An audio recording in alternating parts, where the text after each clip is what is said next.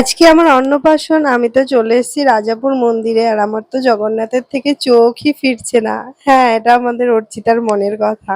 কারণ ও তো জগন্নাথের দিকে এমনভাবে তাকিয়ে আছে যে ওর সেখান থেকে চোখই ফিরছে না। তো সেখানে আরতি নিবেদন করার পর এই যে জগন্নাথ মন্দিরে কত সুন্দর ও শুয়ে পড়েছে, এখান থেকে আর উঠবে না। তো সেখান থেকে আমরা চলে গেলাম শ্রীমন্তিনী দেবীর মন্দিরে। সেখানেও ও বসে খেলা করতে শুরু করে দিয়েছে ভগবানকে দেখতে দেখতে।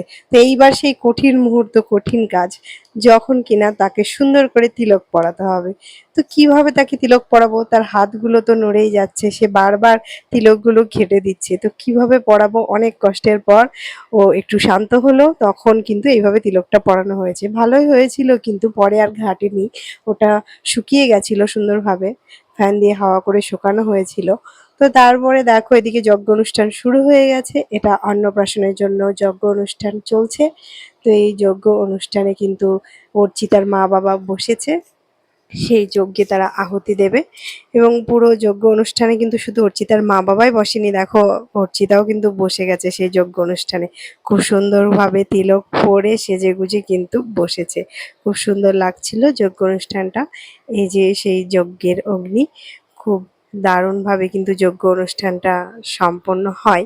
এবং শুধু এই যজ্ঞ অনুষ্ঠান, এটা কিন্তু খুব গুরুত্বপূর্ণ একটা অনুষ্ঠান।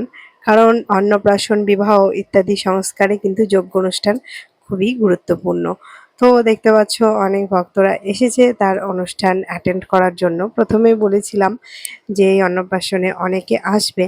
তো সবাই মিলে মন্দিরে এসে খুব সুন্দরভাবে যজ্ঞ অনুষ্ঠান সম্পন্ন হলো। ও তো দেখো টুকুস টুকুস দেখেই যাচ্ছে যেখানে কি হচ্ছে, ও বুঝতেই পারছে না যে আজকে কি হচ্ছে। খুব সুন্দরভাবে ও সেজে গুজে দেখছে যে এত লোকজনের আজকে এত আগমন কেন, এবং পুরো এত সুন্দর অনুষ্ঠান হচ্ছে এবং যজ্ঞের এই যে আগুন ধোঁয়া, ও সেই দিকেই তাকিয়ে আছে। আমাদের সবার চোখ জ্বলে যাচ্ছিল, কান্না করছিলাম, ওর চোখ দিয়ে কিন্তু জল পড়ছিল না। হরে কৃষ্ণা, হরি বল।